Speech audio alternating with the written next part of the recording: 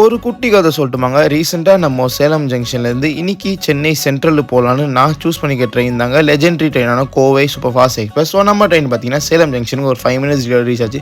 So உள்ளாரமாக பார்த்தீங்கன்னா republic day லைப்ரரி ஸ்பெஷல் லோகோ ஈரோடு வேப்ஸ் வந்தாங்க நம்மளை புல் பண்ணுறது. ஸோ இந்த லோகோடைய ஃபஸ்ட் ரன் இன்னைக்கு தாங்க பண்ணுறாங்க. ஸோ அதில் நம்ம ட்ராவல் பண்ண போகிறாங்க அண்ட் ஒரு சூப்பரான அரைவலை கேப்சர் பண்ணிவிட்டு நம்மளுடைய கோச்சிக்கு போயாச்சுங்க. நான் இந்த வாட்டி பார்த்தீங்கன்னா தக்கல் தான் என்னோட சீட் புக் பண்ணியிருந்தேன். ஸோ என்னோட கோச் நம்ம பார்த்தீங்கன்னா டீட்டெயில் ஸோ அதை எக்ஸ்பீரியன்ஸ் கவர் பண்ணி பார்த்துட்டு அண்ட் இந்த ட்ரெயின் பார்த்தீங்கன்னா பிருந்தாவன் எக்ஸ்பிரஸ் கூட ரைட் ஷேர் வந்து சென்னையிலேருந்து பெங்களூர் வரைக்கும் போகிறேன். ஸோ அப்படியே நம்ம ட்ரெயின் பார்த்தீங்கன்னா சேலம் ஜங்ஷன்லேருந்து ஒரு 7 minutes டிபார்ச்சர் போச்சுங்க.